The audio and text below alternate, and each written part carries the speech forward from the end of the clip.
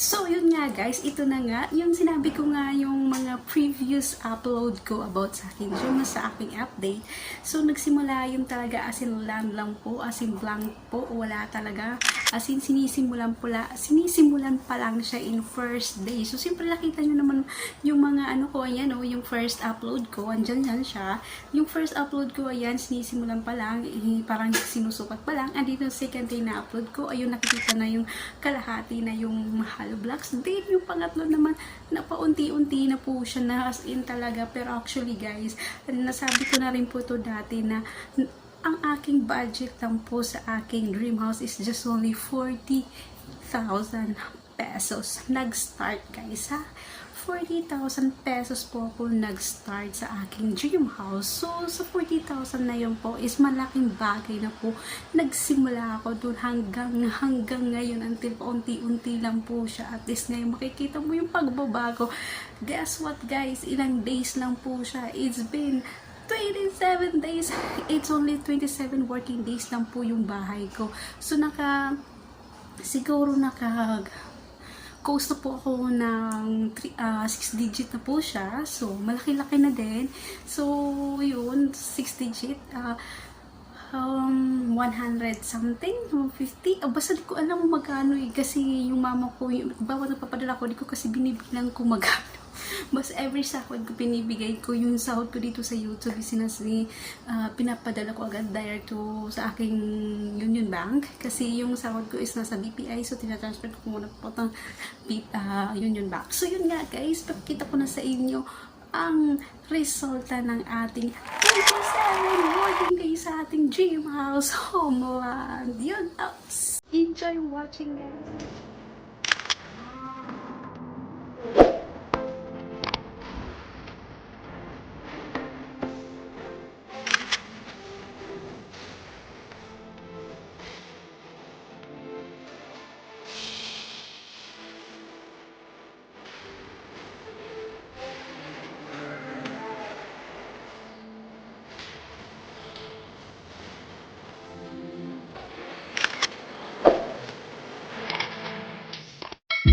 I don't ever slow up, no I don't take shit. I got no love for the fakeness. If you wanna play tough and wanna hate this, I'll always show up.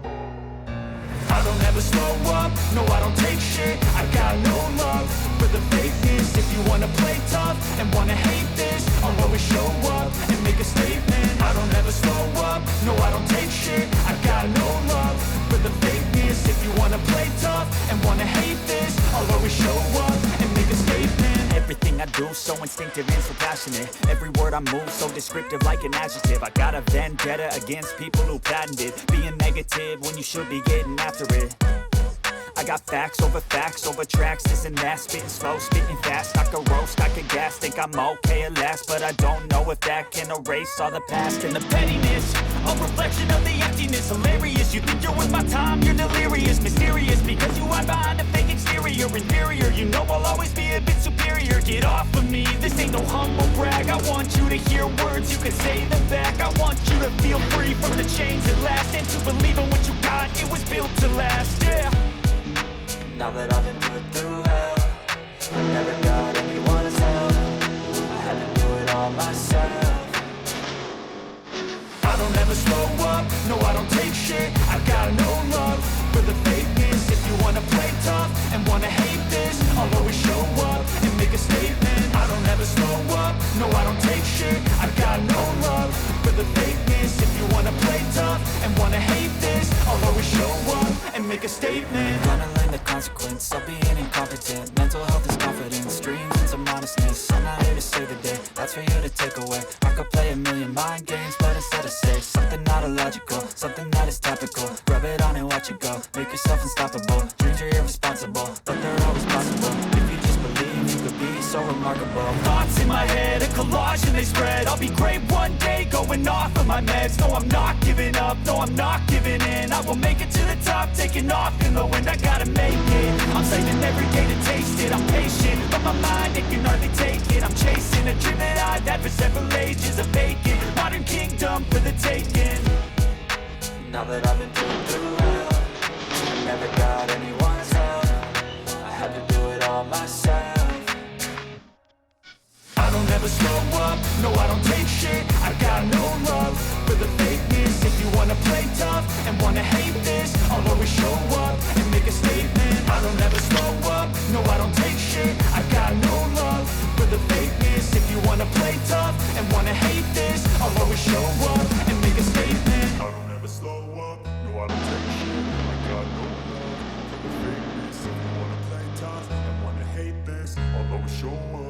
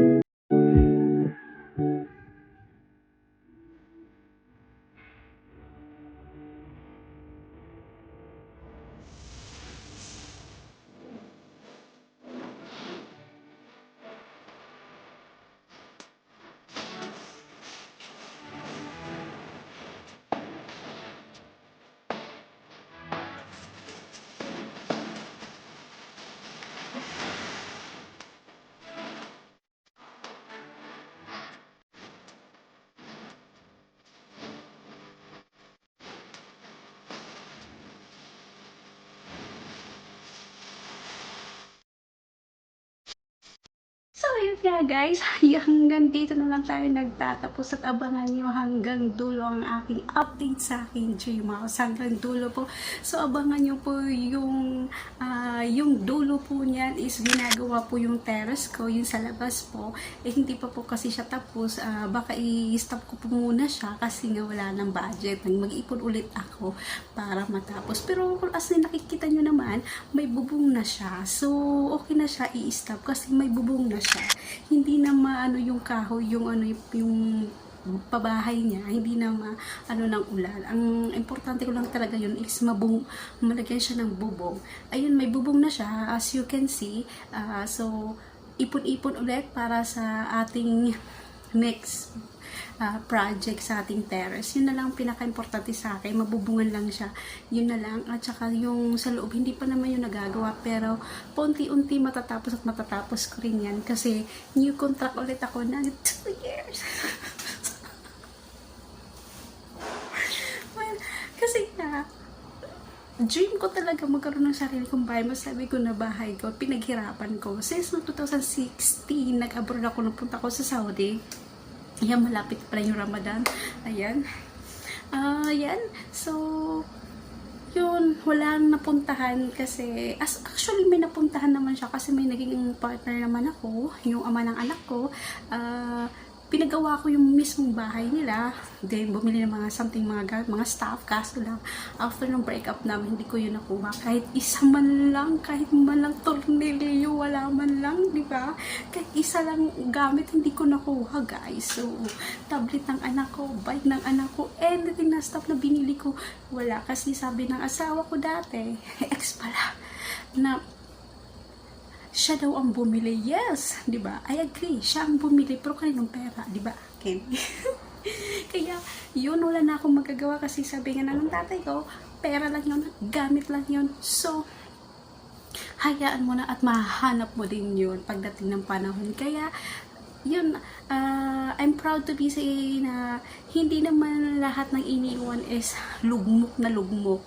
Minsan naman kasi umiiyak tayo, nasasaktan pag iniwan. Pero end of the day, marirealize natin na andyan yung totoong nagmamahal sa atin, ang pamilya natin. Kasi kahit kaano pagsubok o struggle ng buhay natin, hindi tayo iiwan ng ating mahal sa buhay, ang ating family. Sabi nga, marami nga yung lalaki, pero minsan yung mga lalaki, yung minsan hindi natin nahanap yung totoong para sa atin. Pero yung mga family natin, andyan lang sila lagi sa tabi natin kahit anong mangyari. Kaya ako, nagiging proud ako, hindi lang sa sarili ko, proud ako dahil sa mama ko, tatay ko, mga kapatid ko. Kasi dati is, ano ba yun, hindi ko sila pinapansin. Ngayon nung nagkaroon ako ng ng family. Hindi ko sila pinapansin, dead ma lang kung anong pinapagsasabi nila sa akin is labas kabilang tainga. Pero ngayon naisip ko pala, mali pala yung ginawa ko.